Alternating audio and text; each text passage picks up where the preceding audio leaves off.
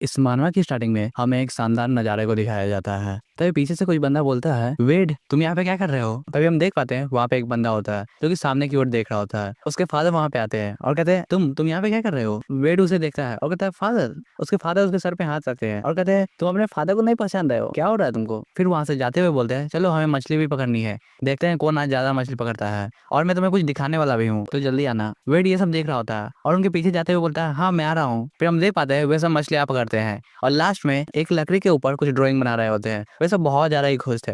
ऐसे ही करते करते शाम हो जाती है। वे दोनों नाव पे बैठे होते हैं। तभी वेड को एक मछली दिखती है जो कि बहुत ज्यादा यूनिक होती है और वो महंगे में बिक सकती थी। रेड उस मछली को देखता है और कहता है एक रेड कार्प। वह जल्दी से उस मछली को पकड़ने के लिए कूद जाता है। उसके फादर बोलते हैं ज्यादा दूर मत जाना। वेड उस मछली को पकड़ने की कोशिश कर रहा होता है। वो नदियों की गहराई में जा रहा होता है। वेड बोलता है ये मछली गायब हो रही है और इस नदी में एक भी मछली क्यों नहीं दिख रही है मुझे, ये बहुत ज्यादा ही स्ट्रेंज है, मैं अपने बॉडी को हिला नहीं पा रहा हूँ। उसको सांस फूलने लगती है। वो कहता है मैं अब हिल नहीं पा रहा हूँ, डैड डैड बचाइए। फिर सीन शिफ्ट होता है और हमें रात का सीन दिखाया जाता है। एमसी उठते हुए बोलता है फादर। तभी वहाँ पे जो लोग खड़े होते हैं वो बोलते हैं ओ तो तुम जग गए, तुम अभी भी अपने फादर के बारे में सपना देख रहे थे। हमें पता चलता है उनमें से एक बंदा का नाम मिस्टर जहांग होता है और दूसरा का नाम साउजिंग होता है जो कि वो बूढ़ा होता है। एमसी अपने हाथों में बंधी रस्सी को देखता है और कहता है मैं यहाँ पे क्या कर रहा हूँ। वो बूढ़ा कहता है मिस्टर जहोंग बहुत ज्यादा ही चालाक है, उन्होंने इस बच्चे को चारे के तौर पे ले आया जिससे वो वाटर मॉन्स्टर को मार सके। हम देख पाते हैं वो सब नाव पे होते हैं और कहीं जा रहे होते हैं। वो बूढ़ा बोलता है जब से तुम सो रहे थे तब से हम लोग देख रहे थे कि कहीं वाटर मॉन्स्टर तो नहीं आ रहा है। एमसी कहता है क्या मैं फिर से वही सपना देख रहा था। फिर हमें उसके पास स्टोरी के बारे में पता चलता है। वो बताता है 1 महीने हो चुके हैं जब से मैं इस दुनिया में आया हूँ। इस बॉडी का जो ओरिजिनल ऑनर था वो मारा गया था एक बीमारी के कारण और उसकी जगह पे मैं यहाँ पे आ गया हूँ। इस बॉडी का जो ओरिजिनल ऑनर था उसने अपनी माँ को खो दिया था जन्म से ही। उसके फादर ने ही उसे बड़ा किया था,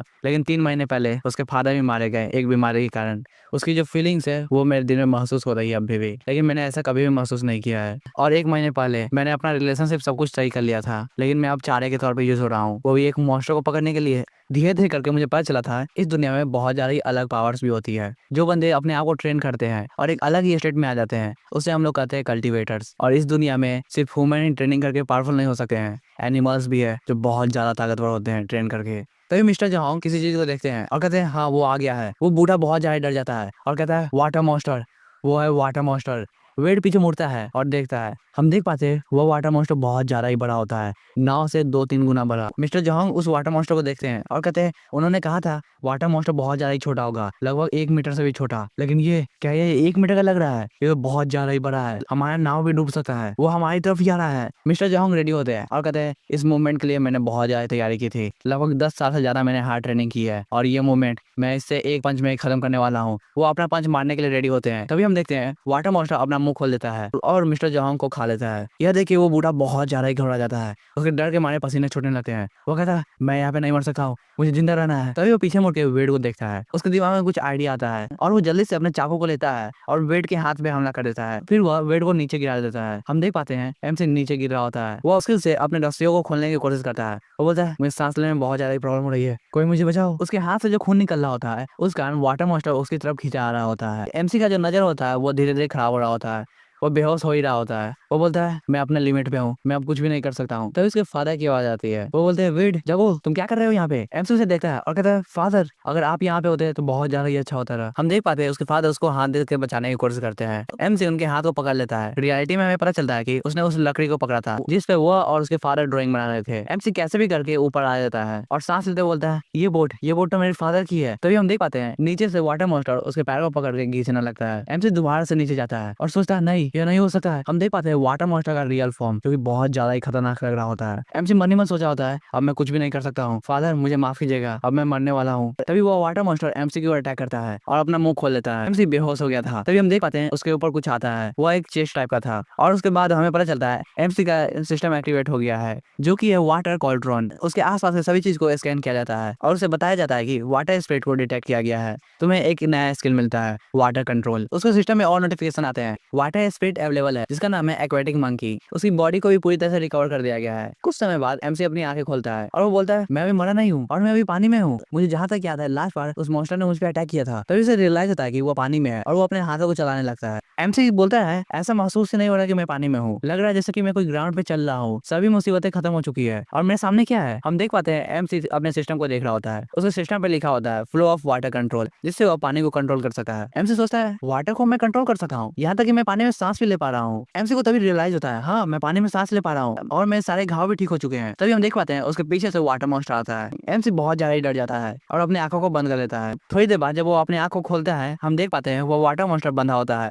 पानी की वेव से। एमसी सोचता है क्या मैं पानी को कंट्रोल कर रहा हूँ? ये सब इस सिस्टम के कारण हो सकता है। मैंने इसके बारे में नॉवेल्स में पढ़ा था। वो आगे कहता है तो पानी में मेरा कोई भी लिमिट नहीं है, मैं कुछ भी कर सकता हूँ, यहाँ तक कि मैं सभी पानी को भी कंट्रोल कर सकता हूँ, मैं यहाँ का गॉड बन चुका हूँ। तभी जो उसने वाटर मॉन्स्टर को पकड़ा होता है वो छूट जाता है। एमसी कहता है तो मेरी भी कुछ लिमिट्स है, मैं ज्यादा देर तक कंट्रोल नहीं कर सकता हूँ इस समय। फिर से वो वाटर मॉन्स्टर एमसी पे अटैक करता है। एमसी जल्दी से जंप करता है और वो ऊपर आ जाता है। वो कहता है मैं इसे खत्म नहीं कर सकता हूँ, अभी मुझे कुछ करना होगा, क्या मैं इसे हरा सकता हूँ? तभी उसके सिस्टम पे एक और नोटिफिकेशन आता है, ब्लड डोमिनियन टलिस्मान, जिससे वो किसी से भी कॉन्ट्रैक्ट बना सकता है। एमसी उसे देखता है और कहता है पहला था वाटर के फ्लो को कंट्रोल करना और दूसरा मैं किसी के साथ भी कॉन्ट्रैक्ट बना सकता हूँ, ये तो बहुत ज्यादा ही अमेजिंग है। हम देख पाते हैं वो वाटर मॉन्स्टर फिर से एमसी की ओर अटैक करता है। एमसी जंप मारता है और कहता है पहले मैं इसे पास में आने देता हूँ। वो वाटर मॉन्स्टर एमसी के बहुत ज्यादा ही पास आता है। तभी वो उसे पकड़ लेता है। वो वाटर मॉन्स्टर उससे छुटता है और एमसी की ओर दोबारा से अटैक करता है। एमसी उसके बहुत ज्यादा ही पास आ जाता है। तभी वो अपना टालिस्मान को एक्टिवेट करता है और कॉन्ट्रैक्ट बनाना स्टार्ट करता है। जैसे ही उसको टच करता है वैसे हम देख पाते हैं एमसी को रियलाइज होता है कि अब जो बैटल होने वाली है वो बैटल स्पिरिचुअल पावर की होने वाली है। जिसके पास ज्यादा स्पिरिचुअल पावर होगा वही जीतेगा। हम देख पाते हैं एमसी की जो आंख होती है वो लाल होने लगती है और वो बोलता है क्या मैं अब हारने वाला हूँ? मुझे कुछ करना होगा, मुझे अभी मरना नहीं है, मैं और भी ज्यादा जिंदा रहना चाहता हूँ, मुझे इस दुनिया को देखना है। और वो दूसरा हाथ में भी अपना तालिस्मान को एक्टिवेट करता है और उस क्रोकोडाइल पे रख देता है। तुम बस एक कीड़े हो जो कि मेरे लिए काम करोगे, तो जल्दी से अपना काम करो। सीन शिफ्ट होता है और हम देख पाते हैं कि एमसी नली से बाहर निकल रहा होता है। वो बहुत ज्यादा ही हाफ रहा होता है और कहता है मैं सर्वाइव कर गया, ये बहुत ज्यादा ही अमेजिंग बात है, मैं अभी भी जिंदा रहूंगा। और दूर से हम देख पाते हैं कि वो वाटर मॉन्स्टर एमसी की ओर बढ़ रहा होता है। एमसी उसके पास बैठा है और कहता है हाँ लास्ट में मैंने इस हुज क्रिएचर को भी पकड़ लिया है जो कि बहुत ज्यादा ही बड़ा है। फिर वाटर स्पिरिट के एट्रीब्यूट्स को दिखाया जाता है जो कि बहुत ज्यादा अमेजिंग होते हैं। एमसी उसके पास बुलाता है और खेलने लगता है। वो कहता है तुम आसपास में ही रहना, जब काम आएगा तब मैं तुम्हें बुला लूंगा। यह सुन के वो वाटर मॉन्स्टर वहां से चला जाता है। एमसी बोल रहा होता है जब से मैंने रिकवर किया है तब से मेरे और इस क्रोकोडाइल के बीच में एक स्पिरिचुअल लीग बच चुका है। मुझे लग रहा है मैं कभी भी इसे बुला सकता हूँ या यह कभी भी मुझे बुला सकता है, यह बहुत ज्यादा ही अमेजिंग है। वो वहां से खड़ा होता है और उसके पेट से आवाज आने लगती है। वो कहता है तो मुझे अब घर जाना चाहिए, वहां पे मैं कुछ खाऊंगा और आराम करूंगा। अच्छे की बात यह है कि मेरे पास जो मेमोरी है वहां से मुझे पता चल रहा है कि मेरा घर जो है बहुत ज्यादा ही आसपास में है, तो मुझे ज्यादा दूर नहीं जाना पड़ेगा। ये बहुत ज्यादा अमेजिंग बात है। दूसरी तरफ हम देख पाते हैं वो क्रोकोडाइल किसी गुफा में जा रहा होता है। फिर हमें अगले दिन का सीन दिखाया जाता है। कुछ बंदे जा रहे होते हैं, उनमें से एक बंदा बोलता है स्टुअर्ट जैंग हम लोग वहां पे पहुंच चुके हैं। हम देख पाते हैं वो वही बूढ़ा होता है जो कि एमसी पे अटैक किया होता है। उन सबको देखे सभी वर्कर्स बात कर रहे होते हैं वो बंदे कौन है जो कि वेट के घर पे जा रहे हैं। दूसरा बंदा बोलता है वे दोनों पागल है सही में, मुझे लग रहा है वेट अब समस्या में है कोई। उन सबकी बात सुन के एक बच्चा बोलता है वेट फिर से वो प्रॉब्लम में फंस गया है। हम देखते हैं कि वो सब वेट के घर पे पहुंच चुके हैं और वो बूढ़ा सोच रहा होता है वो बच्चा अगर मारा गया होगा मैं उसके फॉर्च्यून को ले सकता हूँ, जिससे मेरा जो लॉस हुआ है उस सबको रिकवर कर दूंगा। ये सब फालतू चीज हुई है उस जहान के कारण। वो आदमी अपने आप को ताकतवर समझ रहा था लेकिन वो वाटर मॉन्स्टर को नहीं हरा पाया, इतनी फालतू बात है। यह कहते हुए वो बूढ़ा बहुत ज्यादा गुस्से में होता है और वो एक जोरदार लात मार के वेट के गेट को खोल देता है। जैसे ही वो दरवाजे को तोड़ देता है वो वेट को देखा है और कहता है तुम अभी भी जिंदा हो, मरे नहीं हो। उसके पीछे जो बंदा होता है वो बोलता है तुम्हारा मतलब क्या है, ये अभी भी जिंदा है, कितनी फालतू की बातें कर रहे हो और तुमने बिना कुछ सोचे समझे इसके दरवाजे को तोड़ दिया है। वो बूढ़ा बोलता है स्टुअर्ट जैंग, ये बंदे का नाम लियांग गू है। भाई कितना ज्यादा कंफ्यूजन है, कहीं इसका नाम रहता है वेड और कहीं नाम रहता है लियांग गू। भाई मैं इसे वेड ही बोलूंगा नहीं तो एमसी, अपना समझ लेना भाई। वो स्टुअर्ट बोलता है ओह तो तुम ही हो वेड, तुम अभी भी जिंदा हो, ये बहुत ज्यादा नसीब की बात है। वो बूढ़ा बोलता है हर 1000 साल में एक डिजास्टर आता है और इस बार ये वाटर मॉन्स्टर है। स्टुअर्ट जैंग बोलता है जल्दी से इसे पकड़ लो। हम देखते हैं उसके पीछे जितने भी सोल्जर्स होते हैं वो एमसी को पकड़ लेते हैं। एमसी चौंकते हुए बोलता है तुम लोग यहाँ पे क्या कर रहे हो? इतने में वो बूढ़ा एमसी पे एक अटैक करता है और कहता है फालतू की बातें बोलना बंद करो। मास्टर जहां ने सिर्फ विलेज वालों की भलाई के लिए एक वॉरियर को रखा था जो कि मॉन्स्टर को मार सके, लेकिन तुमने क्या किया, तुमने उस मॉन्स्टर के साथ में हाथ मिला के मिस्टर जहां को भी मार दिया। तुम उसके कातिल हो और उनसे हमें बहुत ज्यादा ही लॉस हुआ है। उस लॉस को कौन रिकवर कराएगा बताओ जल्दी। साथ ही साथ विलेजर्स को भी बहुत ज्यादा ही खतरा है उस वाटर मॉन्स्टर से। अब हम लोग क्या करेंगे? इस कारण हम लोग तुम्हें चारे के तौर पे यूज करेंगे, जल्दी से हम लोग की बात को मान लो। इन सब बात को सुन के वेड बोलता है यह सब क्लियर है, इस सब में तुम ही हो जिसने मुझे चारे के तौर पे यूज किया है वाटर मॉन्स्टर के लिए। वो बूढ़ा यह सब सुनकर बहुत ज्यादा गुस्से में आ जाता है और कहता है तुमने मिस्टर जहां को मारा था और तुम अभी इतनी ज्यादा एरोगेंटली बात कर रहे हो, तुम मॉन्स्टर हो सही में। एमसी बोलता है मॉन्स्टर, हाँ जब से मैं पैदा हुआ था तब से मैं ऑर्फन था, मेरे कोई भी पेरेंट्स नहीं थे, सब लोग मुझे कचरे की तरह ट्रीट करते थे, साथ ही साथ वो पागल भी बोलते थे। हम देख पाते हैं एमसी पे सभी लोग हंस रहे होते हैं और बातें कर रहे होते हैं। ऑर्फन हमेशा कुछ ना कुछ चुराते रहते हैं, उनकी यह आदत होती है। भीड़ में से एक बंदा बोलता है तुम सही में मॉन्स्टर की तरह दिख रहे हो, अगर तुम्हारे पास थोड़ा सा भी हिम्मत है तो मुझ पर अटैक करो। एमसी यह सुन के एक जोरदार अटैक मारता है और कहता है अब मुझे कोई भी फर्क नहीं पड़ता है, कोई मुझे कुछ भी कहे, मेरे लिए यह नॉर्मल बात है, लेकिन अगर मैं अभी अपने पावर को रिवील कर दूं तो यह बहुत ज्यादा मुसीबत की बात हो सकती है, मुझे कुछ तो करना होगा। और वो एक जोरदार हेडबट मारता है उस बूढ़े पर, जिससे वो दोनों सोल्जर से छूट जाता है और MC नीचे जाके गिरता है। वो नीचे बैठे हुए सोच रहा होता है मुझे सही में मॉन्स्टर क्यों ना बनना पड़े, लेकिन मैं इनमें से किसी न किसी को खत्म कर डालूंगा। वो अपने पानी के कंट्रोल करने की एबिलिटी को यूज करना स्टार्ट कर देता है और कहता है तुम में से कोई ना कोई अभी तो खत्म होने ही वाला है। वो बूढ़ा स्टुअर्ट के पास जाते हुए बोलता है ये बंदा अभी भी हम लोग से फाइट करने की कोशिश कर रहा है, स्टुअर्ट जो है कुछ कीजिए, हमें इसे मैनोर ले जाना चाहिए। और वो फिर से अपने बात को मैनिपुलेट करते हुए बोलता है हमें ऐसे बंदों की बहुत ज्यादा जरूरत है, ये बंदा सही में एक ऑर्फन है, इसके कोई भी पेरेंट्स नहीं है, ये एकदम परफेक्ट होने वाला है। ये सब बात सुन के स्टुअर्ट बोलते हैं हाँ तुम एग्री हो जाओ, मास्टर जो तुम्हें अडॉप्ट करना चाहते हैं एज अ सन, नहीं तो तुम्हारा पैर यहाँ पे तोड़ा जाएगा। फिर अडॉप्शन की बात सुन के सभी लोग बात करने लगते हैं एक और बच्चे को अडॉप्ट किया जाएगा। दूसरा बंदा बोलता है हाँ मैं हाल ही में बहुत चीजों को सुन रहा हूँ, जहाँ मैंने जिसे भी अडॉप्ट करता है वो सब गायब हो रहे हैं, हाल फिलहाल के शहरों में भी ऐसी ही बात हो रही है। तभी उन सबको किसी के आने की आवाज आती है। वो बंदा आते ही बोलता है किसकी हिम्मत हुई वेट पे हाथ उठाने की। हम देख पाते हैं वो विलेज चीफ होते हैं। वो आते ही बोलते हैं मैं विलेज चीफ हूँ, मैं अभी भी जिंदा हूँ, तो तुम लोग यहाँ पे क्या कर रहे हो। स्टुअर्ट उन्हें देख के बहुत ज्यादा चौंक जाता है और कहता है तुम बुड्ढे अभी भी जिंदे हो। चीफ ये सुन के बहुत ज्यादा गुस्सा जाते हैं और कहते हैं तुम्हें थोड़ा रिस्पेक्ट शो करना चाहिए, मैं अभी भी एक ऑफिशियल हूँ और तुमने यहाँ पे अटैक क्यों किया है। ये सब सुन के स्टुअर्ट बहुत ज्यादा घबरा जाता है और उसके पसीने छूटने लगते हैं। विलेज चीफ और भी आगे बोलने लगते हैं और कहते हैं यहाँ तक तुम्हारे मास्टर जहाँ को भी मेरा रिस्पेक्ट करना चाहिए, अगर उन्होंने थोड़ा भी रिस्पेक्ट नहीं किया तो मैं इस गाँव को उनकी जगह से ले लूंगा। ये सब सुनकर स्टुअर्ट बहुत ज्यादा घबराने लगते हैं और वो बहुत ज्यादा गुस्से में भी होता है। वो कहता है तुम बुड्ढे सही में तुम बहुत ज्यादा ही जिद्दी हो, मैं आज तो फाइट नहीं करूंगा, लेकिन याद रखना जब मैं इन सब चीजों को मास्टर जहां को बताऊंगा तो ये फाइट अभी तो खत्म नहीं होने वाली है, वह इन फाइट को बहुत ज्यादा ही लंबा खींचेंगे, तो मैं जा रहा हूँ अभी। वहां से जाते हुए बूढ़ा पीछे मुड़ता है और कहता है तुम अपने फादर की तरह हो जो कि अच्छी चीजों को अप्रिशिएट नहीं करता है। उन सबके जाने के बाद विलेज चीफ बोलता है वेट जितना हो सके उतना दूर चले जाओ यहाँ से, तुम्हें बहुत ज्यादा परेशानी होने वाली है। वेट बोलता है आपकी मदद के लिए धन्यवाद और वे लोग भी वहां से चले जाते हैं। उनके जाने के बाद MC अपने वाटर कंट्रोल को यूज करता है और सोचता है मैं आज तो बच गया क्योंकि उन लोगों ने मेरी मदद की, लेकिन फ्यूचर में ऐसा नहीं होने वाला है क्योंकि वे सब मुझ पे बहुत बार अटैक करने आएंगे, आज नहीं तो कल। ग्रैंडपा ने मुझे आज बचाया है लेकिन हर बार ऐसा नहीं हो सकता है, मुझे और ज्यादा स्ट्रांग होना होगा और इसमें मुझे यह सिस्टम मदद करेगा, यही तो मेरा एक चांस है। तो इसके एट्रीब्यूट को दिखाया जाता है जिसमें उसका पेट एवोल्यूशन 0.1 से बढ़ता है। MC उसे देख के चौंकता है और कहता है वाटर एसेंस। हम देख पाते हैं MC सिस्टम में किसी चीज को देख रहा होता है, फिर सीन शिफ्ट होता है और हमें राजस्थान दिखाया जाता है। MC नदी के सामने आया होता है और वो अपने पावर को यूज करते हुए बोलता है जब से मैंने उस क्रोकोडाइल को टाइम किया था तब से मैं अपने मेंटल एनर्जी से उसे बुला सकता हूँ कभी भी और कहीं भी। हम देख पाते हैं नदी में हलचल होना स्टार्ट हो जाता है और वो क्रोकोडाइल वहां से निकलता है। उससे हम देखते हैं कि क्रोकोडाइल का साइज बहुत ज्यादा छोटा हो जाता है। उसे देख के MC बहुत ज्यादा चौंक जाता है और कहता है मेरा बड़ा क्रोकोडाइल कहाँ चला गया है, अब तुम क्या कर रहे हो यहाँ पे। तभी उसके सिस्टम में नोटिफिकेशन आता है कि वाटर बेस्ड जिसे टेम किया जाता है वो अपने एनर्जी के हिसाब से अपने साइज को छोटा या बड़ा कर सकते हैं और जो अभी के फॉर्म में है ये फॉर्म में उसकी बहुत ज्यादा ही कम एनर्जी यूज होती है। MC उसे देखा है और कहता है ओ तो जैसा कि मैंने एक्सपेक्ट किया था सिस्टम को बहुत कुछ पता है। फिर वह क्रोकोडाइल से बोलता है तुम्हें वाटर एसेंस के बारे में पता है, जल्दी से मुझे बताओ वो कहाँ पे है और मुझे रास्ता भी दिखाना। यह कहते ही वह क्रोकोडाइल उस नदी में गिर जाता है और उसे रास्ता दिखाना स्टार्ट करता है। MC भी उसके पीछे होता है। वे दोनों एक गुफा की ओर बढ़ते हैं। MC उस गुफा को देखते हुए कहता है तो ऐसा लग रहा है हम लोग अब अंडर वाटर माउंटेन केव में है। वो जैसे ही उस गुफा में जाता है वह उसे देख के बहुत ज्यादा ही चौंक जाता है। कहता है ये नजारा कितना ज्यादा ही अच्छा है। और फिर उसकी नजर एक चीज पे पड़ती है। वो कहता है क्या यही लेजेंडरी मिस्टिक हर्ब्स है, ये तो बहुत ज्यादा ही अलग लग रहा है। जैसे ही वह उन चीजों को छूता है उसके सिस्टम में नोटिफिकेशन आता है तुमने मिस्टिक हर्ब को ढूंढ लिया है जिसमें वाटर एसेंस होता है, क्या आप ऑब्जर्व करना चाहेंगे। MC हमें बताता है इस दुनिया में कुछ अलग अलग ट्रेजर्स होते हैं जो कि नेचुरल है जिसमें आप अलग अलग पावर को ऑब्जर्व कर सकते हैं। वैसे प्लांट जिसमें स्पेशल एबिलिटीज होती है उन्हें हम लोग कहते हैं मिस्टिक हर्ब्स।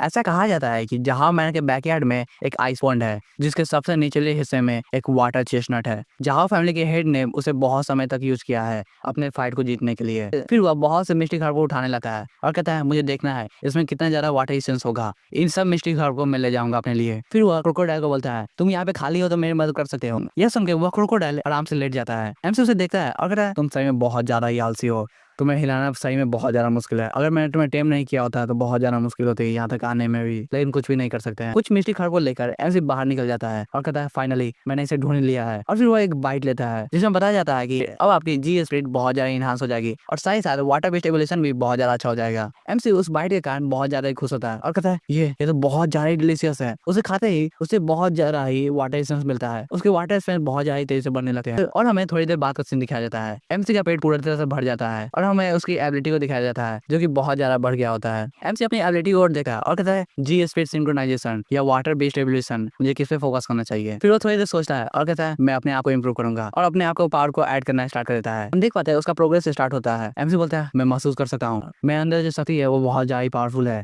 आज से मैं उन सबको खत्म कर डालूंगा जो भी मेरे सामने आएंगे। अगर मैं अपने ताकत के साथ वाटर कंट्रोल एबिलिटी को भी यूज करूँ तो मैं सही में टॉप पे आ जाऊंगा। और वो बोलने लगता है वाटर फ्लो कंट्रोल के साथ मेरा जो वेट है अभी 22.5 kg है। फिर वो वहां से खड़े होते हुए बोलता है लगता है मुझे कुछ दिनों के लिए अपनी एनर्जी को बचाना चाहिए, मैंने अभी बहुत ज्यादा पेट भर के खा लिया है। लेकिन सबसे बड़ी बात यहाँ पे है पैसों की। अब क्योंकि उस समय बाद ऑटम खत्म होने वाला है और उस समय क्रोकोडाइल का जो ब्लड फ्लो है वो बहुत ज्यादा धीमा हो जाता है, वे सब हाइबरनेट करना स्टार्ट कर देते हैं। इस कारण मैं उसे यूज नहीं कर सकता हूँ। तभी हम देखते हैं वो क्रोकोडाइल एक मछली को बाहर निकालता है। एमसी उसे देखता है और बहुत ज्यादा ही खुश हो जाता है और कहता है मैं तुम्हारी मदद ले सकता हूँ। वो मन ही मन सोच रहा होता है अभी के समय में मैं इसका यूज कर सकता हूँ अपने पैसों की प्रॉब्लम को सॉल्व करने के लिए, मैं इसे अपने मार्केट में बेचूंगा। फिर सीन शिफ्ट होता है और हमें मार्केट का सीन दिखाया जाता है। एमसी के हाथ में एक थैली होती है। वो कहता है मैंने बहुत बड़े मछली को बेचा है जो कि 80 यूएन में था। ये मेरे लिए बहुत ज्यादा छोटा प्रॉफिट है लेकिन काफी है क्योंकि यहाँ के जो मर्चेंट्स हैं वो आराम से नेगोशिएट कर लेते हैं। पिछली दुनिया जैसे नहीं है जो कि किसी भी बात को नहीं मानते हैं। फिर वो सोचता है मुझे और भी ज्यादा प्रॉब्लम से डील करनी होगी। पहला प्रॉब्लम है जहांग के साथ, वो बंदे को मुझे खत्म करना होगा नहीं तो मुझे बहुत ज्यादा ही प्रॉब्लम करेगा वो। तभी हम देख पाते हैं उसके पीछे से वो बूढ़ा आता है और कहता है तुम रेडी हो ना। वो उसे एक मछली दिखाता है और कहता है उस समय हम दोनों के बीच में एक मिसअंडरस्टैंडिंग हो गई थी, इस कारण मैं उसे सॉर्ट आउट करना चाहता हूँ। मैं तुमसे माफी में मांगना चाहता था लेकिन क्या कॉन्फिडेंस है कि हम लोग एक साथ मिल गए यहीं पे। मैं जो नाव है वो ज्यादा दूर नहीं है तो हम लोग एक साथ आज रात को खा सकते हैं और इस कारण हम लोग की जो मिसअंडरस्टैंडिंग है वो भी खत्म हो जाएगी। वो बूढ़ा बोल तो रहा होता है कि सिर्फ हम दोनों रहेंगे लेकिन मन ही मन सोच रहा होता है हम ही दोनों रहेंगे, देखते हैं तुम कहाँ भागोगे, मैं तुम्हें वहीं पे खत्म कर डालूंगा। वेड हंसता है और कहता है अगर सिर्फ हम ही दोनों रहेंगे तो बहुत ज्यादा आसानी होगी, मुझे कोई डर भी नहीं लगेगा। फिर हमें एक फ्लैशबैक का सीन दिखाया जाता है। कुछ बंदे उस बूढ़े को पकड़े हुए होते हैं। उनमें से एक बंदा कहता है कुछ समय से हम लोग के मेंशन में जो एक्सपेरिमेंट चल रहा है वो सब पेशेंट मारे गए हैं, अब हमारे पास कोई पेशेंट नहीं है और हमें मटेरियल की बहुत ज्यादा जरूरत है जिससे वो अपील को डिफाइन कर सके। और वो लियांग वो बंदा बहुत ज्यादा ही इंपॉर्टेंट है क्योंकि वो एक ऑर्फन है जिसके कोई पेरेंट्स नहीं है। वो बंदा इस काम के लिए एकदम परफेक्ट है, उसको हम लोग अपना मटेरियल बना सकते हैं। क्या तुम समझ गए? हम देखते हैं वो बंदा स्टुअर्ट जोहांग होता है। वो बूढ़ा बोलता है हाँ मैं समझ गया, मैं उस बच्चे को ले आऊंगा, प्लीज आप मुझे छोड़ दीजिएगा, मैं कल आपके पास वो बंदे ले आऊंगा। स्टुअर्ट जहंग उसके पास आते हैं और कहते हैं अगर तुमने अपना काम सही से किया तो मास्टर जहाओ तुम्हें इमोर्टल बनाएंगे और तुम्हें बहुत ज्यादा ही मदद करेंगे। वो बूढ़ा बहुत ज्यादा ही खुश हो जाता है, कहता है सही में? स्टुअर्ट बोलते हैं हाँ ऑफ कोर्स, क्या कभी मास्टर झूठ बोलते हैं? वो बूढ़ा बहुत ज्यादा ही खुश होने लगता है। वो कहता है मैं इमोर्टल बनूंगा, मैं भी एक दिन इमोर्टल बनूंगा। वो हंसने लगता है और अपने शर्ट को फाड़ता है। हम देखते हैं उसके बॉडी पे कुछ मार्क्स होते हैं। वो बहुत ज्यादा ही तेजी से हंसने लगता है, कहता है मैं इमोर्टल बनूंगा। फिर सीन शिफ्ट होता है और हमें दिखाया जाता है वो बूढ़ा और एमसी नाव पे बैठे होते हैं। वो बूढ़ा बोलता है वेट इधर देखो ये नजारा कितना ज्यादा अच्छा है और यहाँ पे कोई शिप भी नहीं है जो हम पे नजर रखे। वो बूढ़ा आगे बोलता है चलो अब हम लोग खाते हैं और सभी गलतियों को मिटा देते हैं, मैं तुमसे दुश्मनी नहीं करना चाहता हूँ, वो तो गलत फहमी हो गई थी। एमसी बोलता है क्या तुम श्योर हो कि आसपास कोई शिप नहीं है? वो बूढ़ा बोलता है हाँ क्यों, मैं ऐसा क्यों करूंगा कि यहाँ पे शिप रखूंगा ये तुम्हें मरवाऊंगा, ऐसा मैं कोई इंटेंशन ही नहीं है। और मन ही मन सोच रहा था यहाँ पे मैं शिप क्यों रखूंगा क्योंकि यह सूप पीने के बाद तुम बहुत ज्यादा चिल्लाने वाले हो जिससे तुम्हारा गला वो पूरी तरह से फट जाएगा, तो यह आवाज सुनने के लिए कोई होना तो नहीं चाहिए ना। एमसी यह सुन के ऊपर उठने लगता है और कहता है ठीक है। वो बूढ़ा बहुत ज्यादा घबरा जाता है और कहता है वेट तुम ये क्या कर रहे हो? हम लोग देखते हैं एमसी ने अपना वाटर कंट्रोल का एबिलिटी यूज किया होता है और उसके मुंह पे वो पानी फेंक देता है। वो बूढ़ा नीचे गिर जाता है और उसे सांस लेने में बहुत ज्यादा ही प्रॉब्लम हो रही होती है। धीरे धीरे उसका आंख भी बंद होने लगता है। फिर सीन शिफ्ट होता है और हमें रात का सीन दिखाया जाता है। वो बूढ़ा धीरे धीरे करके अपनी आंखें को खोलता है और वो देख पाता है उसे रस्सियों से बांधा गया है। उसके सामने एमसी होता है। एमसी कहता है तुम सोते वक्त बहुत ज्यादा ही आवाज करते हो। वो बूढ़े के पसीने छूटने लगते हैं और कहते हैं तुम क्या प्लान कर रहे हो, तुम मेरे साथ क्या करोगे? एमसी उसे एक पोटली दिखाता है और कहता है लगता है तुम्हें बहुत ज्यादा ही घूस मिला है मुझे जहां मेंशन ले जाने के लिए, तो मुझे बताओगे मुझे सब लोग जहां मेंशन क्यों ले जाना चाह रहे हैं? ये लगभग 2 टेल्स है जो कि बहुत ज्यादा होते हैं। वो बूढ़ा बोलता है हाँ मैं एक्सप्लेन करता हूँ, रुको तुम। एमसी पीछे देखा और कहता है क्या ये जगह तुम्हें बहुत ज्यादा फैमिलियर नहीं लग रही है? वो बूढ़ा होता है हाँ यही जगह पे हम लोग वाटर मॉन्स्टर को पकड़ने आए थे कल रात को। तभी वहां से वाटर मॉन्स्टर निकलता है। उसे देख बूढ़ा बहुत ज्यादा घबरा जाता है, उसके पसीने निकलने लगते हैं और कहता है मॉन्स्टर, वो वाटर मॉन्स्टर यहाँ पे है, जल्दी चलो। वो वाटर मॉन्स्टर वेट के बगल में आ जाता है। वेट उसे सहलाते हुए कहता है ये मेरा पेट है जिसे तुम लोग वाटर मॉन्स्टर कहते थे और तुम लोग मुझे भी तो मॉन्स्टर कहते थे ना, क्या मैं गलत हूँ? वो बूढ़ा बोलने लगता है मॉन्स्टर तुम सही में एक मॉन्स्टर हो, प्लीज मुझे छोड़ दो, मैं तुम्हें सब कुछ बता दूंगा जो भी तुम्हें चाहिए। एमसी पूछता है ठीक है तो जल्दी से बताओ बटलर जहांग मुझे जहां मेंशन में क्यों ले जाना चाह रहे थे,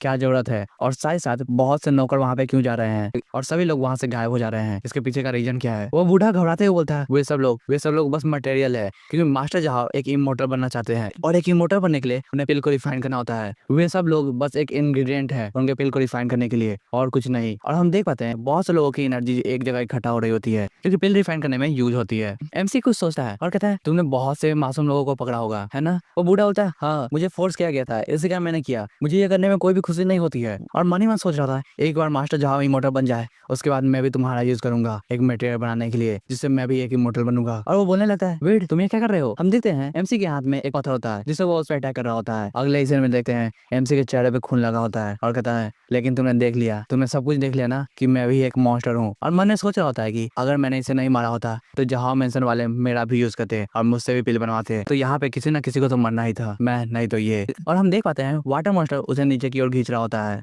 वेड आगे सोचता है मुझे और भी ज्यादा पावरफुल होना होगा, इतना ज्यादा पावरफुल कि मैं जहाँ मेंशन से भी टक्कर ले सकूं और मुझे कोई प्रॉब्लम ना हो। वो बूढ़ा नीचे गिर रहा होता है और उसके पेट में से कुछ निकलता है। फिर हमें अगले दिन का सीन दिखाया जाता है। हमेशा की तरह ये सीन बहुत ज्यादा ही मस्त है भाई, ये नजारा गजब है। और पानी के अंदर से वेड निकल रहा होता है। वो निकल के वाटर मॉन्स्टर की ओर देखता है, फिर अपने एबिलिटी को यूज करते हुए बोलता है मेरे पास बहुत ज्यादा ही अच्छी एबिलिटी है जिससे मैं कोई भी काम आराम से कर सकता हूँ। और वो आगे बताता है 3 दिन हो चुके हैं जब से मैंने लियाओ तो जहां को मारा था। इस समय से मैं अपने आप शक आने से बचा रहा हूँ। मैं ऐसा एक्ट कर रहा हूँ कि मैं एक नॉर्मल मछली पकड़ने वाला हूँ जो कि रोज मछलियां पकड़ता है और उसे बेच देता है। और साथ ही साथ मैं अभी तक लोटस पाउंड में नहीं गया हूँ। और जहाँ तक रही इस नाव की बात, तो मैंने सबको बोला था डियाओ ताओ जहांग ने मुझे ये खरीदने के लिए मजबूर किया था और सभी लोग इस बात को मान भी गए थे क्योंकि वो बंदा सही में बहुत ज्यादा ही क्रूर था। वो आगे बताता है जहाँ फैमिली का इन्फ्लुएंस बहुत ज्यादा है, वो कुछ भी कर सकता है। अगर यहाँ तक कि उन्हें पता चल गया लियाओ ताओ जहांग भी गायब हो चुका है तो वो मुझे भी ढूंढ लेंगे।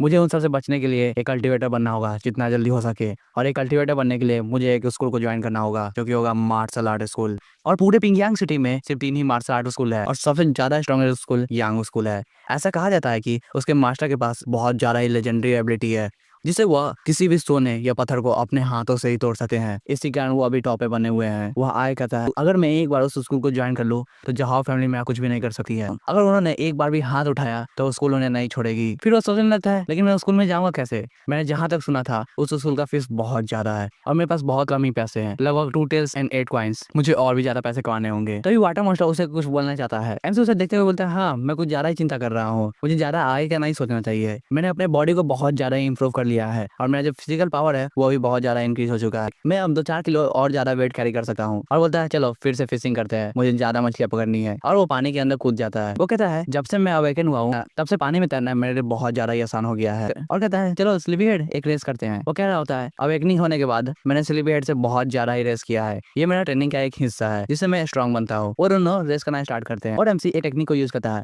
और बताता है उस टेक्निक के बारे में। इस टेक्निक में मैं वाटर कंट्रोल एनर्जी को यूज करता हूँ, उसे कंप्रेस करके अपने पैरों के नीचे लाता हूँ और एक बार में सभी एनर्जी को रिलीज करता हूँ जिससे मेरा स्पीड बहुत ज्यादा बूस्ट हो जाता है। इसमें बस एक ही प्रॉब्लम है, इसमें मेरी एनर्जी बहुत ज्यादा ड्रेन होती है। मुझे और किसी चीज के बारे में नहीं सोचना है, मुझे अपने स्पीड को और बढ़ाना है। तभी एमसी के बगल से कुछ निकल के जाता है। एमसी उसे देखता है और सोचता है वह क्या है, क्या वो एक स्पिरिचुअल फिश है? फिर हमें वो फिश के बारे में बताता है। इस दुनिया में कुछ क्रिएचर्स होते हैं जिनके पास स्पेशल एनर्जी होती है। ऐसे फिश जो कि ओशन में रहते हैं उन्हें हम लोग कहते हैं स्पिरिचुअल फिश। और यहाँ पे 2 फिश है। नॉर्मल अक्सर एक फिश को भी ढूंढना बहुत ज्यादा मुश्किल होता है और मैं यहाँ पे 2 फिश को देख पा रहा हूँ। तभी हम देख पाते हैं कि वो दोनों फिश अलग अलग रास्ते पे चले जाते हैं। एमसी स्लीपी हेड को बोलता है जल्दी से आओ, एक फिश का पीछा करो और उसे पकड़ लेना। वो वाटर मॉन्स्टर अपने नॉर्मल फॉर्म में आता है और एक मछली का पीछा करना स्टार्ट कर देता है। एमसी भी एक स्पिरिचुअल फिश का पीछा कर रहा होता है और सोचता है अगर मुझे पहले से पता होता तो मैं अपना फिशिंग नेट लेके आता। फिर वो अपना एक टेक्निक को यूज करता है जिससे बहुत ज्यादा ही बूस्टअप हो जाता है और फिर वो अपना वाटर कंट्रोल यूज करता है जिससे वो उस मछली को पकड़ लेता है।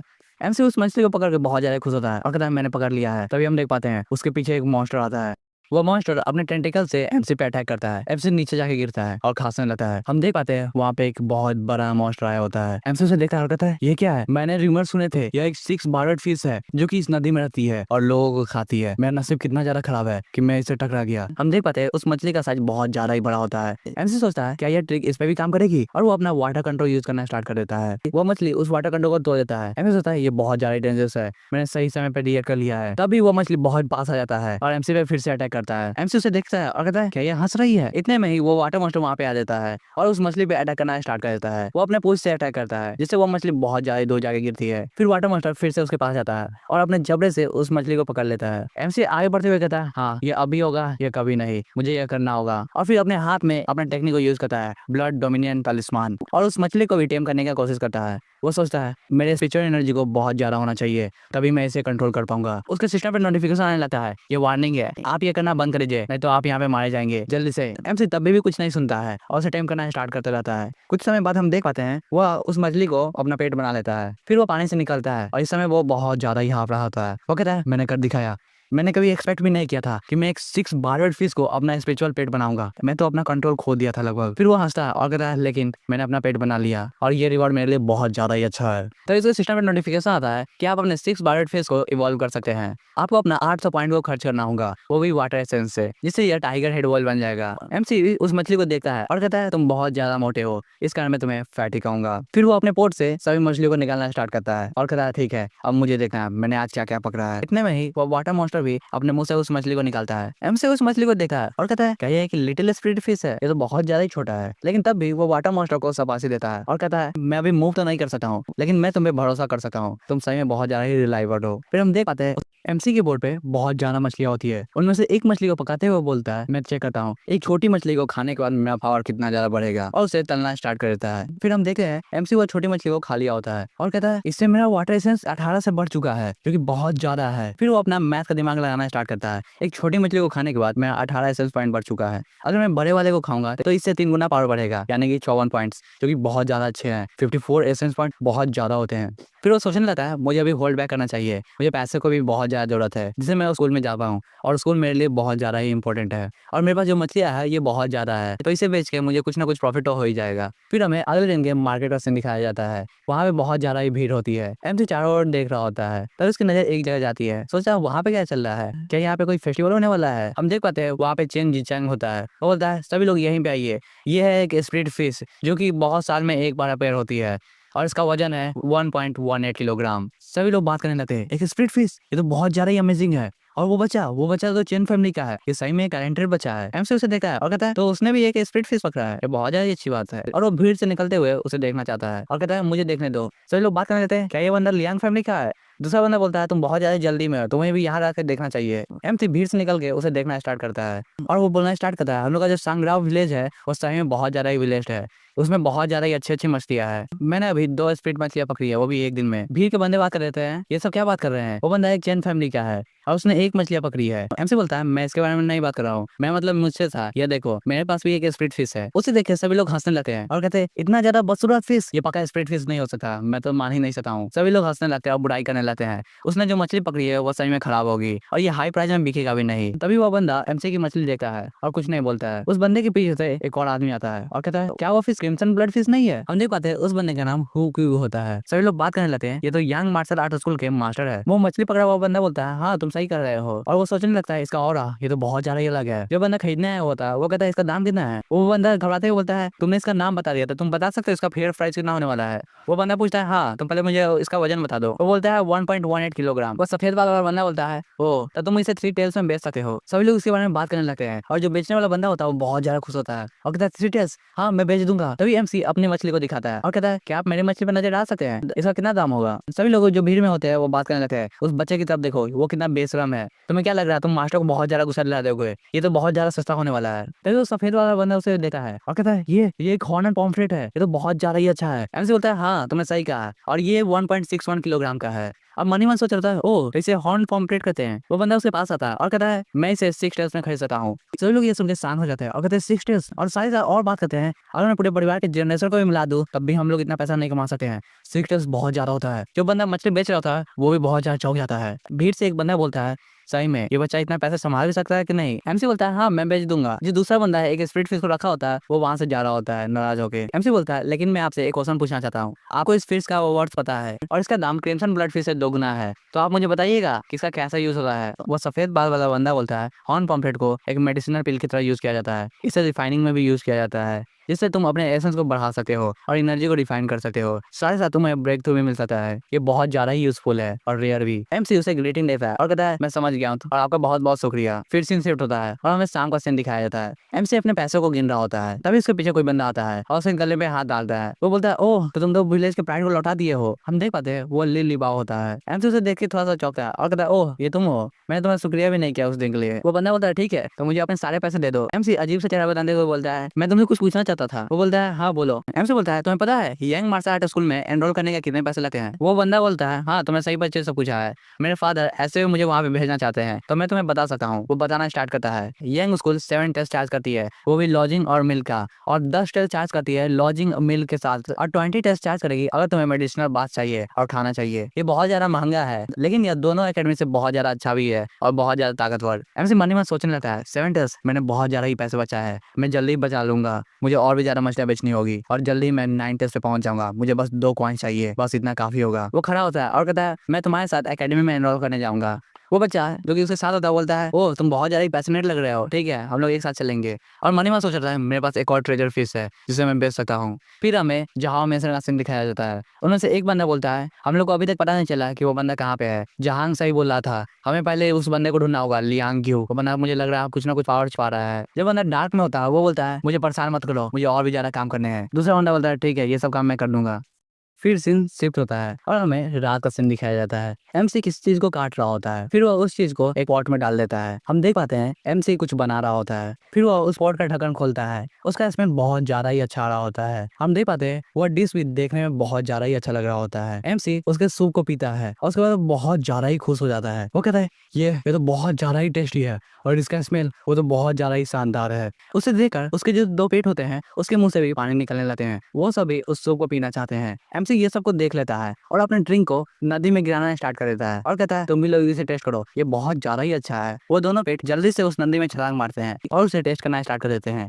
हम देखते हैं उसे खाने के बाद MC का जो वाटर एसेंस है 24 से बढ़ जाता है। MC अपने आप को ही देख रहा होता है, वो बहुत ज्यादा ही खुश था और सोचता है इसमें कोई डाउट की बात नहीं है, इस स्प्लिट फिश ने बस थोड़ा सा ही खाना खाया है और मुझे बहुत ज्यादा ही एसेंस पॉइंट दे दिया है। एसेंस पॉइंट कमाना तो मेरे लिए बहुत ज्यादा ही आसानी हो गई है। साथ ही साथ जो मेरा फिजिकल स्ट्रेंथ है वो भी बहुत ज्यादा अच्छा हो गया है। मैं सही में बहुत ज्यादा लकी हूँ जो मुझे एक और स्प्लिट मिल चुका है। इस स्प्लिट से मुझे वाटर एसेंस बहुत ज्यादा ही आराम से मिल रहा है, मुझे इसे कुछ और भी खिलाना चाहिए। फिर वो बोलता है रुको मेरा टाइम हो चुका है, मैं वो अपग्रेड कर सकता हूँ। लास्ट पर जब मैंने हॉर्न पॉम्पलेट को कुछ था तब मेरे 18 पॉइंट बढ़ गए थे और अभी 24, यानी कि यह एक परफेक्ट टाइम है, मैं अपने बॉडी को डिफाइन कर सकता हूँ। तभी वो सिस्टम के सामने डिफाइन बटन पे क्लिक करता है। हम देख पाते हैं उसके पीछे एक शैडो बन जाता है और उसका पावर अप होना स्टार्ट करता है। MC सोचता है मेरे बॉडी में जो पावर फ्लो हो रही है वो सही में बहुत ज्यादा ही ताकतवर है, मैंने कभी सोचा भी नहीं था मैं इतना ज्यादा ताकतवर हो जाऊंगा, ये तो सही में बहुत ज्यादा ही इनक्रेडिबल है। तभी उसके सिस्टम पे नोटिफिकेशन आता है कि तुम्हारा रिफाइनमेंट कंप्लीट हो चुका है और तुम्हारा जो फ्यूजन है वो 11.7% से बढ़ चुका है। साथ ही साथ तुम्हारा जो पेट है उनमें से पहला पेट डोमिनियन बीस्ट उसका भी लेवल अप हो चुका है और वो हॉर्न क्रोकोडाइल में ट्रांसफर हो चुका है। और साथ ही साथ जो तुम्हारा दूसरा एक्वेटिक बीस्ट है सिक विस्कर कैटफिश, उसने भी 7.4 पॉइंट को लेकर अपने आप को इवॉल्व कर लिया है टाइगर हेड कैटफिश में। तुम्हारा जो पावर लेवल है वो सही में बहुत ज्यादा इंक्रीज हो चुका है। MC अपने हाथ को आगे करता है और कहता है ये एकदम परफेक्ट टाइमिंग है, मुझे ट्रेन करके चेक करना चाहिए मैं कितना ज्यादा पावरफुल हो चुका हूँ। और कहता है मैं जो वाटर कंट्रोल करने का एबिलिटी है वो बहुत ज्यादा ही इंप्रूव हो चुका है। वो यह कहकर अपने स्पिरिट फिश को पानी से उठा कर रखा है। हम देख पाते हैं उसने उस फिश को बहुत ज्यादा ऊंचाई तक उठा दिया होता है, तभी वो अपना वाटर कंट्रोल एबिलिटी को रिलीज कर देता है और वो मछली नीचे जाके गिरता है। MC सोचने लगा है मैंने इसे अपना बचा हुआ खाना दिया था तब भी मेरा वाटर सेंस बहुत ज्यादा ही बढ़ गया था। तो उस सिस्टम में नोटिफिकेशन आना स्टार्ट हो जाता है कि तुम्हारे क्रोकोडाइल फिश ने 779 पॉइंट्स लिए थे इवॉल्व होने के लिए और एक्वेटिक बीस्ट डोमिनियन ने तुम्हारा 779 पॉइंट्स लिए थे टाइगर हेड में बनने के लिए। तभी अपना पावर को यूज करते हुए MC हाथ में कुछ लाता है और कहता है ये तो बहुत ज्यादा ही इनक्रेडिबल है, क्या इसे किसी ने बनाया है? ये नेचर के द्वारा इसे खुद ही बनाया गया है, ये तो बहुत ज्यादा इंटरेस्टिंग चीज है। वो बताने लगता है ये जो चीज है वो एकदम येन लॉन्ग की तरह दिखती है जो कि है द विंग ड्रैगन, और ये इतना ज्यादा पावरफुल है कि लास्ट बार इसे मंकी के पास देखा गया था जिसका नाम था उजुगी। वो उजुकी के बारे में बताने लगता है वो क्रिएचर बहुत ज्यादा ही अलग था, उसका चेहरा इंसानों की तरह था और उसकी पूरी बॉडी एक स्नेक की तरह थी। वो बंदा अपने पूरी बॉडी को ढके रखता था एक ब्लैक रोब से। तभी वो इतना सोचते ही उस पूरे चीज को मसल लेता है और कहता है मुझे इतना ज्यादा सोचने की कोई भी जरूरत नहीं है, जो होगा देखा जाएगा, मुझे बस स्ट्रॉन्ग बने रहना है और मैं एक दिन बहुत ज्यादा जल्दी ही स्ट्रॉन्ग बन जाऊंगा। वो आगे बताता है कल मुझे जाना है मार्शल आर्ट स्कूल जिससे मैं बहुत ज्यादा स्ट्रॉन्ग हो जाऊंगा, मुझे इतना ज्यादा तो स्ट्रॉन्ग हो जाना है कि मैं जॉब फैमिली के साथ टक्कर ले सकूं। फिर सीन शिफ्ट होता है और हमें अगले दिन के सुबह का सीन दिखाया जाता है। एमसी और उसके फ्रेंड एक कैरेज पे बैठ के जा रहे होते हैं। उसका फ्रेंड बहुत ज्यादा ही एक्साइटेड होता है और कहता है अब हम लोग मार्शल आर्ट अकेडमी में जा रहे हैं, बहुत ज्यादा ही मजा आने वाला है, मैं ट्रेन होकर बहुत ज्यादा स्ट्रॉन्ग भी बन जाऊंगा। तभी वो पीछे मुड़ता है और कहता है मास्टर हम लोग कब तक पहुंच जाएंगे अपने अकेडमी में। वो ऐसे ही करके बहुत सारी बातें करता है। फिर वो बोलता है वेट उधर देखो, वो बंदा सही में बहुत ज्यादा पावरफुल लग रहा है। एमसी को उसके बाद में थोड़ा भी इंटरेस्ट नहीं होता है और ऐसे कहते कहते पूरा रास्ता खत्म हो जाता है। वे सब पिंग यांग सिटी पहुंच चुके होते हैं। वहाँ के घर को देख के लगता है वो जगह बहुत ज्यादा ट्रेडिशन को फॉलो करती है। एमसी और उसका दोस्त आगे बढ़ना स्टार्ट करता है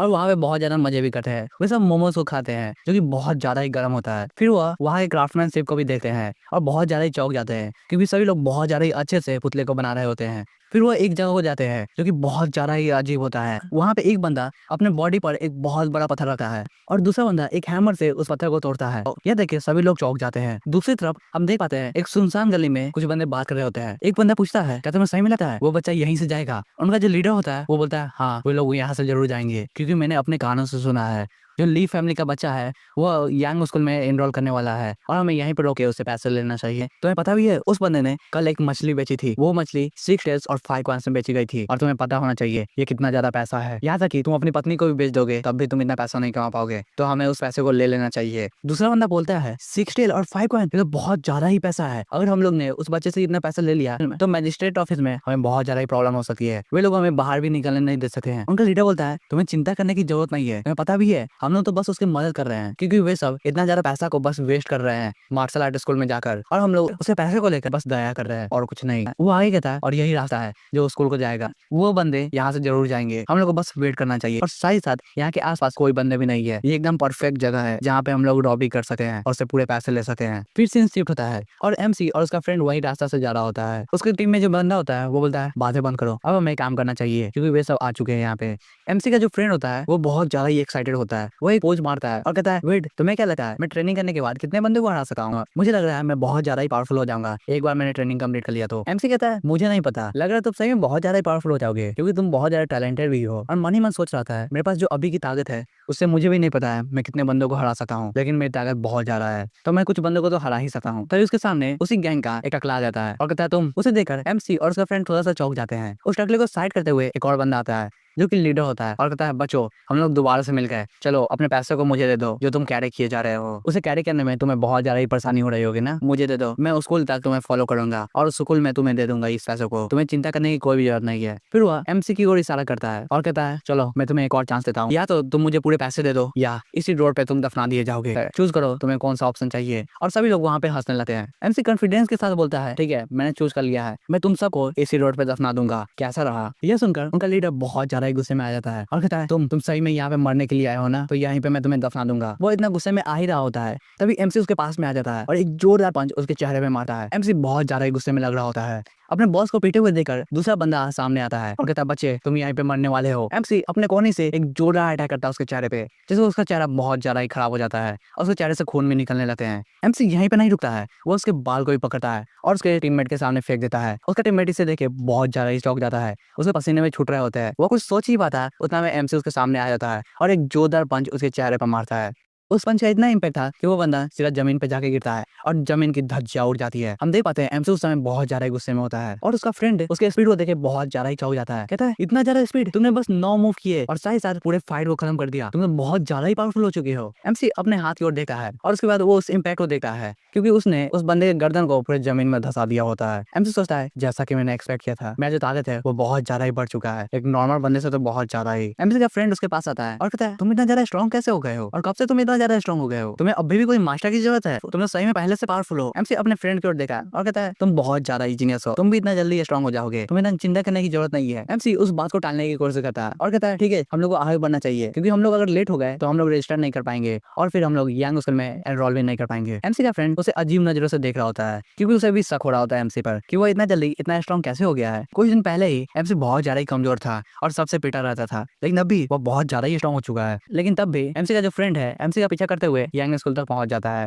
हमें एक बंदे को दिखाया जाता है जिसका नाम होता है जियांग चैंग सॉन्ग। वो बंदा अपना रिस्पेक्ट शो करते हुए बोलता है तुम लोग मुझे ब्रदर जियांग कहोगे। एमसी और उसके फ्रेंड भी उसे रिस्पेक्ट शो करते हैं और कहते हैं ठीक है, आज से हम लोग आपको ब्रदर जियांग कहेंगे। वो बंदा आगे बढ़ता है और कहता है तुम लोग मुझे फॉलो करो, मैं तुम्हें दिखाता हूँ कहाँ पे तुम्हें चलना है और सही साथ तुम्हें कहाँ पे अपना टैलेंट को चेक करना है, तुम कितना ज्यादा पावरफुल हो। आज तुम्हें बहुत ज्यादा इन्फॉर्मेशन दिया जाएगा कि कल्टीवेशन होता क्या है। जियांग दूसरे बंदे की ओर इशारा देता है और कहता है ये है बिग ब्रदर हु, ये तुम्हारे इंस्ट्रक्टर होंगे। और ये बंदा डायरेक्ट डिसाइपल है मास्टर यांग का। एमसी किसी और की ओर देखता है और कहता है क्या ये मार्शल आर्ट मास्टर वही है जिन्होंने कल मुझसे मछली खरीदी थी। वो बंदा पीछे मुड़ता है और हंसते हुए बोलता है ओ तो तुम लोग हो। जियांग बोलता है ये कितना ज्यादा कोइंसिडेंस है ब्रदर हु, क्या आप इन लोगों को जानते हैं। हु बोलता है जो कल मैंने एडवांसमेंट किया था उसके लिए मुझे एक पिल की जरूरत थी और उस पिल को बनाने के लिए मैंने हॉर्न पॉम्पलेट को खरीदा था और इस छोटे से बच्चे ने मुझे उससे बेचा था। जियांग ये सुन के बहुत ज्यादा खुश हो जाता है और कहता है ये तो बहुत ज्यादा एक्सीलेंट बात है, तुम ब्रदर को फॉलो करो, वो तुम्हें ट्रेनिंग करवाएंगे और साथ ही साथ तुम आज मार्शल आर्ट स्कूल में रहने वाले हो तो बस चिल करना। वो दोनों ब्रदर हु को रिस्पेक्ट देते हैं। हु बहुत ज्यादा खुश होता है और कहता है ठीक है मुझे फॉलो करो, मैं बताता हूँ तुम लोग को अपना इनर टैलेंट कहाँ पे चेक करना है। वो दोनों थोड़ा सा चौंक जाते हैं और पूछते हैं इनर टैलेंट वो क्या होता है। हु यह सुन के हंसने लगता है और कहता है ओ तुम लोग को इसके बारे में चिंता करने की जरूरत नहीं है, इससे हम लोग यही पता करते हैं कि तुम लोग को कौन सा ट्रेनिंग स्टाइल बहुत ज्यादा अच्छा रहेगा और तुम अच्छे से प्रोग्रेस कर पाओगे। वेट बोलता है लेकिन अभी भी हमें कुछ भी नहीं पता चला है कि यह क्या है, क्या आप हमें बता सकते हैं मार्शल पाथ होता क्या है और साथ ही साथ आप हमें ये भी एक्सप्लेन कर दीजिए कि इसका फंडामेंटल्स क्या है। यह सुनकर ब्रदर हु कुछ सोचने लगा है और कहता है फंडामेंटल, हाँ। फिर वो बोलता है मार्शल पाथ 4 स्टेज पे डिवाइडेड है, पहला स्किन, दूसरा फ्लेश, तीसरा बोन और चौथा है ब्लड। वो आगे बताता है जो पहला है वो है स्किन स्टेज, उसमें जो तुम्हारी बॉडी है वो बहुत ज्यादा टफ हो जाती है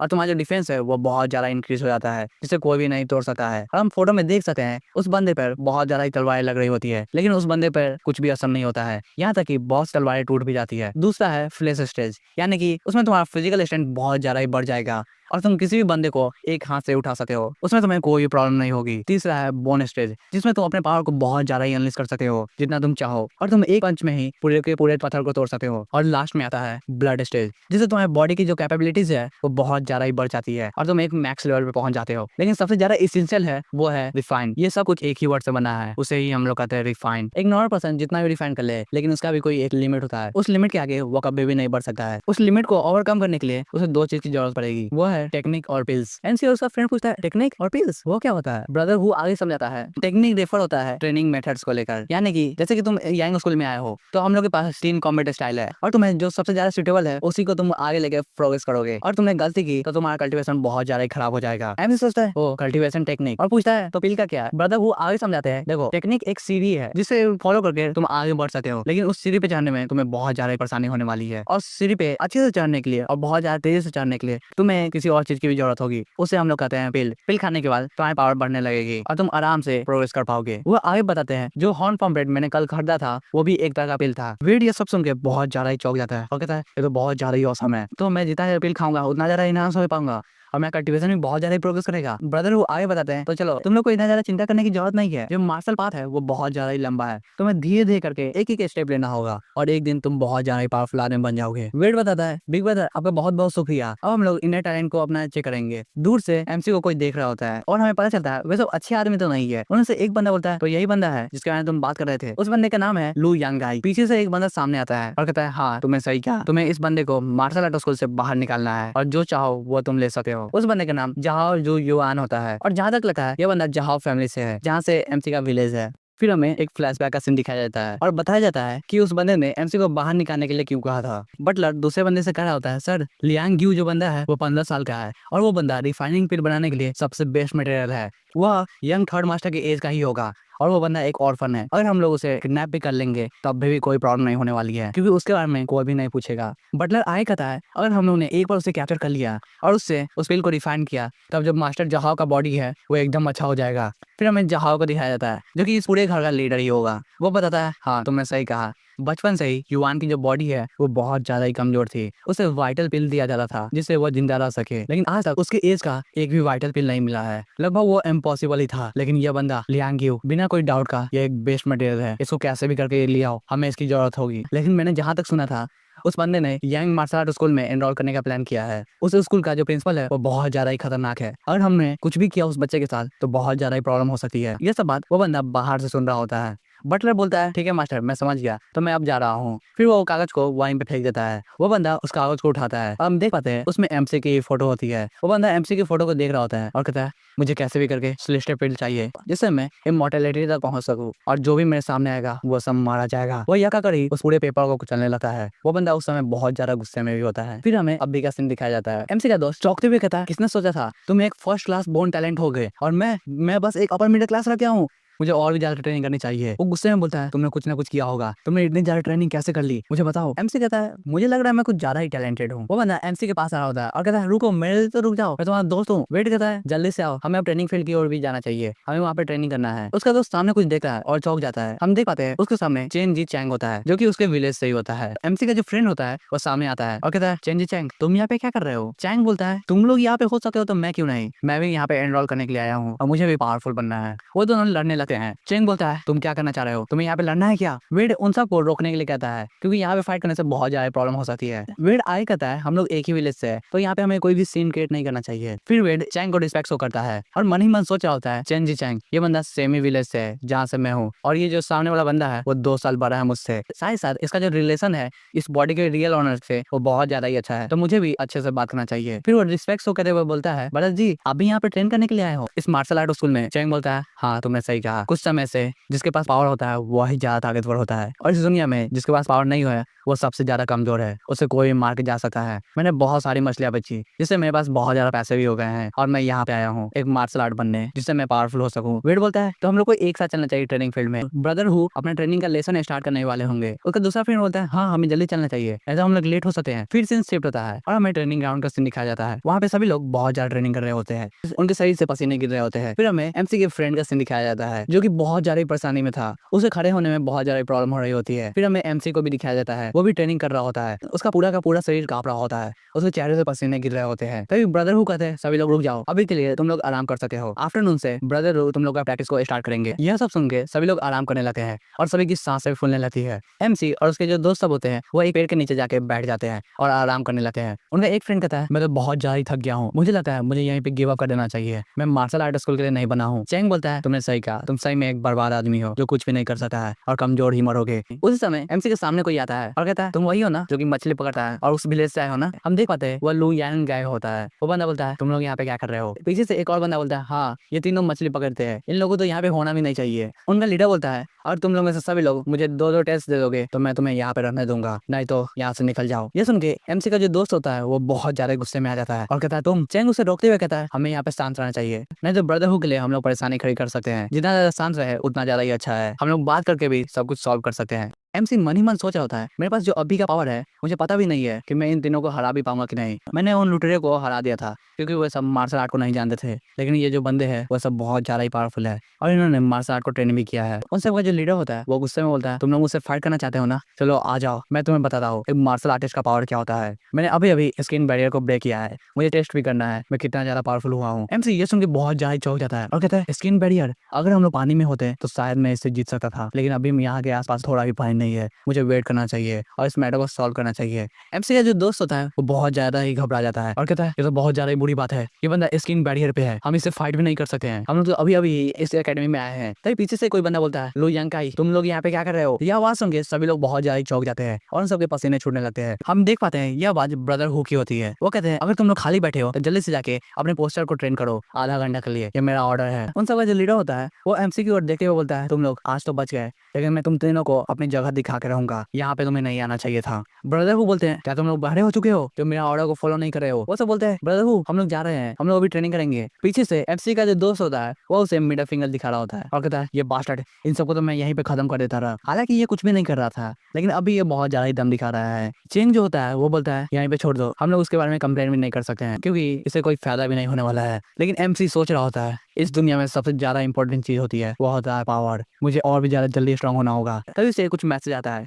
और वो थोड़ा चौंक जाता है। वो बोलता है, लीबो ब्रदर जी, मैं कुछ देर के लिए अपने घर जा रहा हूँ, मैं जल्दी आ जाऊंगा, और ब्रदर हु को भी बता दीजिएगा मैं आफ्टरनून तक आ जाऊंगा और उनका ट्रेनिंग सेशन को भी मिस नहीं करूंगा, तो मेरे बारे में चिंता करने की कोई भी जरूरत नहीं है। वो यह कहकर वहां से निकल जाता है। उसके जो दोस्त होते हैं वो चौंक जाते हैं और कहते हैं इसके साथ क्या हुआ है, वो इतना जल्दी क्यों चला गया है। चेंग बोलता है, मुझे भी कुछ पता नहीं है, शायद वो डर गया हो। एमसी भागते हुए सोच रहा होता है, नहीं यह नहीं हो सकता है, जो लोटस फील्ड है वो खतरे में है, वहाँ पे कोई ना कोई आ गया है, मुझे अपने लोटस फील्ड को बचाना होगा क्योंकि वह जगह मेरे ही है, मैंने वहीं पे ट्रेन किया है, मुझे और भी ज्यादा पावरफुल होने के लिए लोटस फील्ड की जरूरत है, तो मैं वह किसी को लेने नहीं दूंगा। वो बहुत ज्यादा तेजी से भाग रहा होता है। फिर सीन शिफ्ट होता है और हमें रात का सीन दिखाया जाता है। एमसी के जो दोस्त होते हैं वो सब आराम से घूम रहे होते हैं और बात कर रहे होते हैं वेड के साथ हुआ क्या है, वो इतना जल्दी अपने घर क्यों चला गया है और पूरा दिन बीत चुका है लेकिन वो अभी तक नहीं लौटा, मुझे बहुत ज्यादा चिंता हो रही है उसके बारे में। चेंग बोलता है, तुम इतना ज्यादा चिंता क्यों कर रहे हो, उसका कोई काम होगा, उसका वो घर चला गया है, शायद वो कुछ भूल गया होगा। इतना कहते ही वो दोनों फिर से लड़ने लगते हैं और कहते हैं तुम्हें मुझसे लड़ना है क्या। चेंग कहता है, तुम अब मुझसे बहुत ज्यादा ही पिटने वाले हो, तुम मुझसे बहुत ज्यादा ऊंची आवाज में बात भी कर रहे हो, यहीं पे शांत हो जाओ। तभी उन सबको कुछ आवाज आती है, वैसे उस आवाज की ओर देखते हैं, हम देख पाते हैं एक बंदा ताली बजा रहा होता है और कहता है ये तो बहुत ज्यादा ही अच्छी बात है, भगवान तो आज बहुत ज्यादा ही दयालु है, तुम लोग फिर से मुझसे मिल गए हो ना, अब मैं तुम्हें बताऊंगा तुम लोगों की जगह कहाँ पे है। हम देख पाते हैं वो वही बंदा होता है जो कि सुबह में परेशान कर रहा होता है। वो कहता है इस बात तो बिग ब्रदर हु भी तुम्हें नहीं बचा पाएंगे। उसे देख के वो दोनों बहुत ज्यादा ही चौंक जाते हैं। तभी हम देख पाते हैं उस बंदे के पीछे बहुत सारे बंदे होते हैं। वो बंदा बोलता है ठीक है तो मैं तुम दोनों को यहीं पे खत्म करूंगा। इतना कहते ही सीन शिफ्ट हो जाता है और हमें ले का सीन दिखाया जाता है। एमसी अपने स्पिरिट बीस्ट के साथ वहां पे आया होता है और सोच रहा होता है ऐसा पॉसिबल ही नहीं हो सकता है, मेरे जो स्पिरिट बीस्ट है वे सब इवॉल्व हो चुके हैं और वो एक स्किन रेन के बंदे जितना पावरफुल हो चुके हैं, तो वो सब इतना डर कैसे गए। जो उन्होंने मुझे एक मैसेज भेजा था, अभी तक उन्होंने एक बार भी मुझे मैसेज नहीं किया था, वो किस टाइप का क्रिएचर होगा जो इन्हें बहुत ज्यादा डरा दिया है। वो इतना सोच ही रहा होता है तभी वो उस गुफा की ओर पहुंच जाता है और कहता है मैं पहुंच गया हूँ। वो वहां से झाड़ियों को हटाता है और उस गुफा में एंट्री करता है। वो उस गुफा में एक निशान को देखता है और सोचता है यह निशान ये तो बहुत ज्यादा ही बड़ा है, यानी कि जो बिस्ट यहाँ पे है वो सही में बहुत ज्यादा ही बड़ा होगा, मुझे सतर्क रहना चाहिए। उसके जो स्पिरिट बिस्ट होते हैं वो सभी छोटे वाले फॉर्म में आ जाते हैं। एमसी सामने की ओर देखा है और कहता है तो लास्ट बार मैंने स्पिरिट फिश को खाया था, इस कारण मैं जो फ्यूजन लेवल है वो 11.7 से बढ़ गया है और मैं 35 लीटर वाटर को कंट्रोल कर सका हूँ।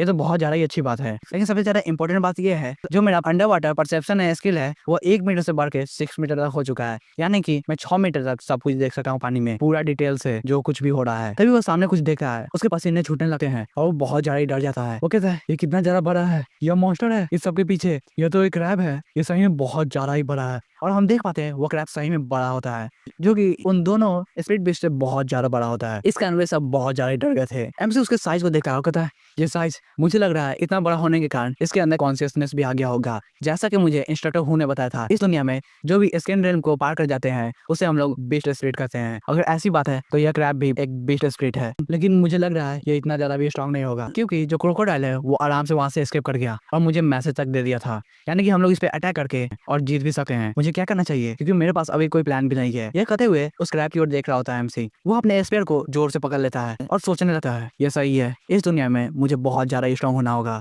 इस कारण मुझे अपने रास्ते को फॉलो करना चाहिए। लेकिन ये मॉन्स्टर ये तो बहुत ज्यादा ही ताकतवर है। फिर से एक मेमोरी याद आती है जहाँ पे सभी लोग उसे मॉन्स्टर कहते हैं। वो सब मेमोरी बहुत ज्यादा ही खराब होती है। वो सोचता है मुझे ज्यादा स्ट्रांग होना होगा जिससे मैं उन सब का सामना कर पाऊँ, क्यों ना मेरे सामने कितना भी डेंजर हो, क्योंकि इस दुनिया में जितना भी डेंजर होता है वो अनएक्सपेक्टेडली तुम्हारे सामने आता है, तुम्हें उसका सामना करना होता है जिससे तुम और ज्यादा स्ट्रांग हो सकते हो। जब तक तुम इस दुनिया में रिस्क नहीं लोगे तब तक तुम स्ट्रांग नहीं हो पाओगे और मेरे सामने जो मॉन्स्टर है वो भी मेरे लिए एक डेंजर होगा। अगर मैंने इसे हरा दिया तो मैं और ज्यादा पावरफुल हो जाऊंगा, मुझे गिव अप नहीं करना चाहिए। वो अपने स्पेयर में पावर को यूज करता है और कहता है मुझे और भी ज्यादा पावरफुल होना है क्योंकि मुझे लाई तो जहांग ने मुझे मारने की कोशिश की, इस कारण वो मारा गया और तुम मेरे लोटस फील्ड को लेना चाहते हो, तुम भी यहाँ पे मारे जाओगे। चलो देखते हैं किसके पास ज्यादा स्किल है। फिर वो अपने स्पिरिट बीस्ट को अटैक करने के लिए आगे भेज देता है और कहता है चलो देखते हैं कौन ज्यादा पावरफुल है। फिर सीन शिफ्ट हो जाता है और हम देखते हैं एमसी के जो दोस्त होते हैं वो सब पिट रहे होते हैं। उनका लीडर सामने आता है और कहता है तुम्हें बहुत ज्यादा हिम्मत है, तुम्हारे साथ जो बंदा था वो कहाँ गया, कहीं पे छुप गया है क्या। वो बंदा नीचे गिरा हुआ था। वो अपने पास में एक पत्थर को देखता है, वो उस पत्थर को पकड़ के उस बंदे के चेहरे पे मारता है और कहता है वेड अपने घर पे गया है, तुम्हें कोई प्रॉब्लम है। हम देख पाते हैं वो पत्थर पूरी तरह से टूट जाता है।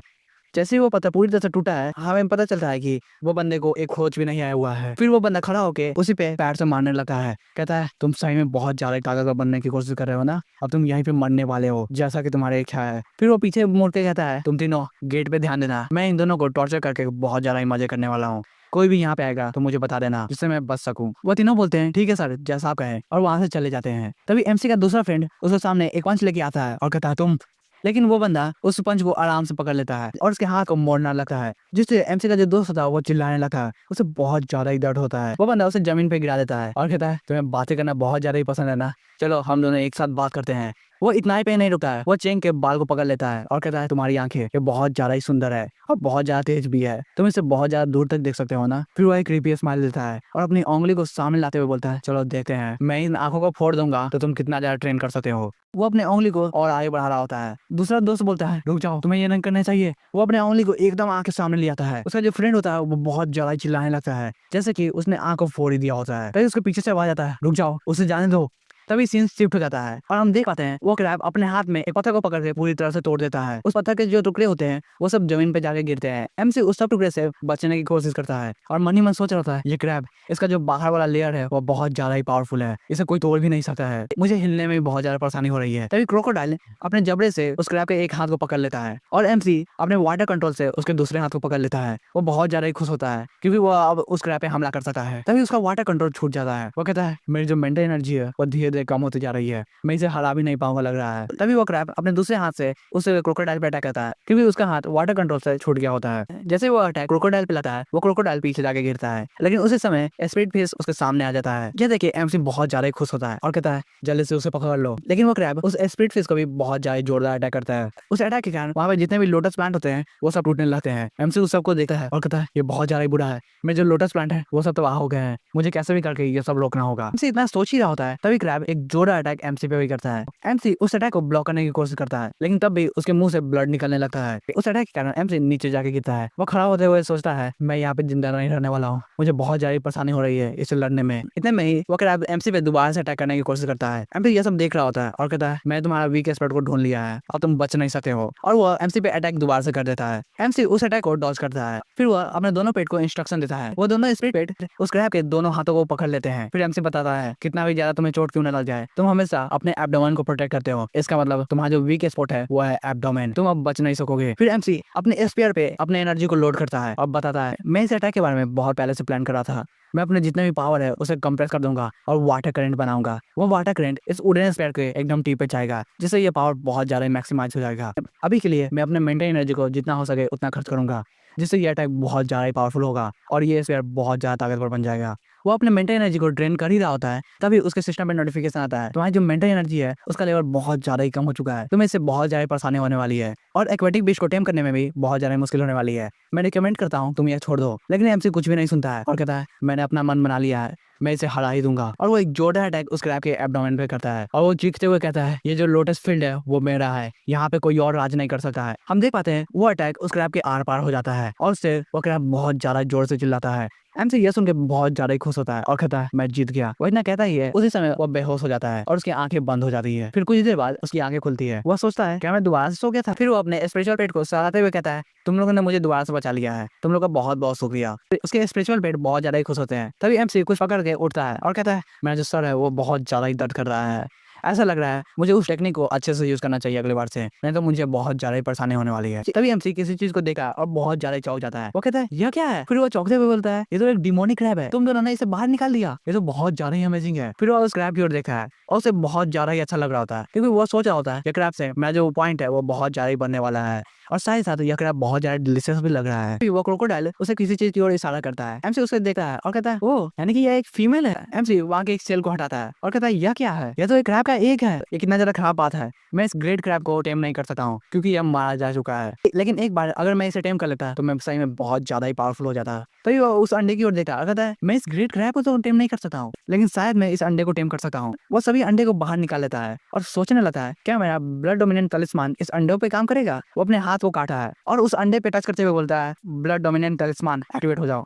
हम देख पाते हैं उस अंडे पे वो तलिस्मान एक्टिवेट हो जाता है। एम से बोलता है क्या मैंने कर दिया। तभी उस अंडे में कुछ हलचल होती है और वो अंडा टूटने लगता है। उस अंडे में से एक क्यूट सा क्रैब निकलता है। एम से उसे देख के बहुत ज्यादा खुश होता है। फिर सीन शिफ्ट होता है और हम देखते हैं एमसी उस क्रैब के मीट को पका के खा रहा होता है। वो उसे बहुत ज्यादा डिलीशियस लग रहा होता है और उस मीट को खाते खाते उसका पॉइंट भी बढ़ रहा होता है और उसका फ्यूजन लेवल भी बढ़ रहा होता है। उसका फ्यूजन पॉइंट 10.4% से बढ़कर 36.6% हो जाता है, जो कि बहुत ज्यादा ही अच्छा होता है। उसके बाद उसका लेवल अप भी होता है। हम देख पाते हैं उसके पीछे जो शैडो है वो बहुत ज्यादा ही स्ट्रॉन्गर दिख रहा होता है। तब करने के समय एमसी को बहुत ज्यादा दर्द भी होता है। यह देखकर उसके जो स्ट्रीट फिश है वो सब बहुत ज्यादा ही डर जाते हैं और उनके पसीने छूटने लगते हैं। जैसे ही लेवल अप कंप्लीट होता है हम देख पाते हैं एमसी बहुत ज्यादा ही स्ट्रॉन्ग हो चुका है। उसके आसपास वाटर बन चुका है। एमसी बोलता है मैं जितने भी जख्म थे वो सब हील हो चुके हैं। ये सब देखे एमसी का जो स्प्लिट फिश है वो सब बहुत ज्यादा ही खुश हो जाते हैं। एमसी अपने बॉडी की ओर देखता है और कहता है मैं जो फ्यूजन लेवल है वो 36.6% तक पहुंच चुका है। ये बहुत ज्यादा ही बढ़िया है। इस साथ स्प्लिट फिश को खाने के बाद मुझे एक एक्स्ट्रा स्किल मिल रहा है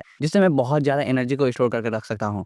वो मन में सोचता है अब मैं अपने ब्लड एनर्जी को भी फील कर सकता हूँ। और जैसा कि ब्रदर हु ने कहा था मेरे पास स्किन को हार्ड करने की टेक्निक है, मैं और भी ज्यादा स्ट्रॉन्ग हो जाऊंगा बहुत जल्दी। उसके बाद एमसी के पास जितने भी क्रैब के एग रहते हैं और मीट रहते हैं वो सब अपने स्प्लिट फिश को खिलाना स्टार्ट कर देता है। वो बोलता है ये सब मीट बच चुके थे तो तुम लोग खा लो, और याद रखना क्रैब का जो मीट होता है वो जल्दी खराब हो जाता है तो एकदम जल्दी से खत्म कर देना। और ये जो अंडे है उससे मुझे 6 एसेंस पॉइंट मिल रहे हैं तो ये बहुत ज्यादा ही कम है, तो मीट को अच्छे से खाना जिससे मुझे अच्छे खासा पॉइंट मिलेगा। उसके बाद वो क्रैब के साथ खेलने लगता है। वो सोच रहा होता है ये क्रैब बहुत ज्यादा ही छोटा है, आज से मैं इसको पिंजा कहूंगा। साथ ही साथ मैं इसे इस मीट को नहीं खिला सका हूँ क्योंकि यह इसी की स्पीसीज की है तो ये बहुत ज्यादा ही क्रूड हो सका है। वो मन में सोचने लगता है अगर मैं अपनी लिमिट को सरपास कर दूंगा तब मैं जहां फैमिली के साथ टक्कर ले सकता हूँ और मैं एक ऑफिशियल मेंबर बन जाऊंगा मार्शल आर्ट सेक्ट का। मुझे ये जल्दी से करना होगा। और जहां फैमिली बस तुम थोड़ी देर रुक जाओ, उसके बाद तुम मेरे लिए थोड़ा भी खत्म नहीं होगे।